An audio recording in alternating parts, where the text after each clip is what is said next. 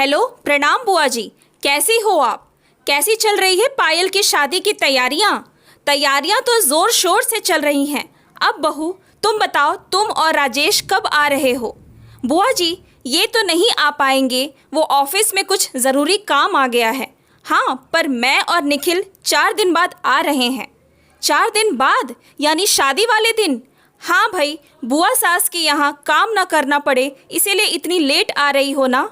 ऐसी बात नहीं है बुआ जी, वो स्कूल के बच्चों की परीक्षाएं चल रही हैं। तो देख बेटा, मेरी बात मान, अब छोड़ दे ये टीचर वीचर की नौकरी। अब तो बेटा भी कमाने लगा है, शायद ही लायक हो गया है। बुरा मत मानना बहू, पर मेरा तजुर्बा कहता है इसलिए समझा रही हूँ। तू ही बता, कौन ब्याहेगा अपनी बेटी को ऐसे घर जहाँ सास ही नौकरी करती हो? मैं तो तेरे भले के लिए कह रही हूँ, आगे तेरी जैसी मर्जी। बुआ जी, आप ही बताओ, मुझे आपकी बात का बुरा क्यों लगेगा भला? आप घर की बड़ी हैं, जो कहती हो हमारे अच्छे के लिए ही कहती हो ना। 4 दिन बाद सुमन अपने बेटे निखिल के साथ बुआ सास की बेटी की शादी अटेंड करने पूना आई। अरे सुमन बेटा, ज़रा रसोई का काम देख लेना, बुआ जी ने कहा। हाँ बुआ जी। नहीं भाभी, आप मेरे साथ चलो, मुझे आपसे बारात के स्वागत के बारे में कुछ डिस्कस करना है, बुआ जी के बेटे ने कहा। नहीं भाभी, मेरे साथ चलेंगी, मैं दुल्हन हूँ और फिलहाल सबसे ज़्यादा मुझे उनकी ज़रूरत है। ठीक है बाबा, ठीक है, मैं रसोई का काम देखकर आती हूँ। और हाँ रोहन, तुम्हारी मदद निखिल कर देगा, उसे भी कुछ सीखने को मिलेगा तुमसे। ठीक है भाभी, जल्दी आ जाना। एक तो वैसे ही शादी में सबसे लेट आई हो आप नहीं जानती मैंने आपको कितना मिस किया। सुमन के जाने के बाद बुआ जी की 3 बेटियां थीं।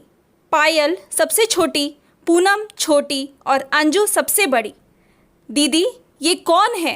पूनम ने अपनी बहन अंजू से पूछा। कौन? ये सुमन। कब से देख रही हूँ, जब से ये आई है तब से हर कोई भाभी भाभी कर इनके आगे पीछे घूम रहा है। अच्छा सुमन भाभी, ये तो मुंबई में हमारे पड़ोस में ही रहती हैं, मामा जी के बड़े भाई की बहू हैं, हर काम में होशियार हैं। मुंबई में हमारा पूरा कॉलोनी इन्हें टीचर दीदी के नाम से जानती है। किसी की कोई भी परेशानी हो, हर परेशानी का इलाज है इनके पास। और ये साथ में है वो इनका बेटा निखिल, बिल्कुल अपने माता पिता पर गया है, सुंदर और संस्कारी, वरना आजकल के ज़माने में इतने सीधे बच्चे कहाँ होते हैं। पिछले साल ही कॉलेज की पढ़ाई पूरी कर पापा का बिजनेस ज्वाइन किया है, बड़ा ही होशियार और सुशील लड़का है। दीदी, आपने तो पहले कभी इनका जिक्र नहीं किया। आपसे कितनी बार भी पूछा मैंने अपनी रश्मि के लिए कोई लड़का नज़र में है तो बताओ।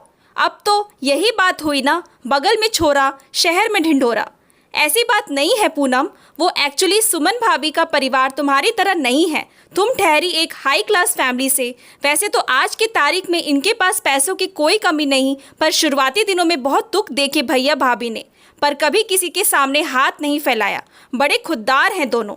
आज इनके पास जो कुछ भी है वो राजेश भैया की मेहनत और सुमन भाभी की समझदारी का नतीजा है। और हाँ, एक पते की बात बताना चाहूँगी, भाभी एक स्कूल टीचर हैं। अब तू ही बता, कौन अपनी बेटी का रिश्ता ऐसे घर में करेगा?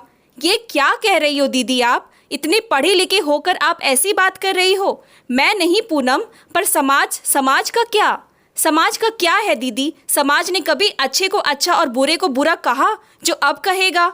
मुझे समाज की नहीं, अपनी बेटी की चिंता है। और दीदी, आप तो रश्मि को अच्छे से जानती हो, एकदम सरल और सहज स्वभाव की है, जैसी परिस्थिति में ढालो वैसे ढल जाती है। रही बात सुमन भाभी के टीचर होने की, तो उसमें क्या बुराई है? जो खुद की इज्जत करता है वही दूसरों की इज्जत कर सकता है। इससे ज़्यादा क्या चाहिए किसी इंसान को? पैसों का क्या आज है कल नहीं, पर इज्जत से बढ़कर कुछ नहीं। मेरी रश्मि के लिए इससे अच्छा परिवार तो मिल ही नहीं सकता।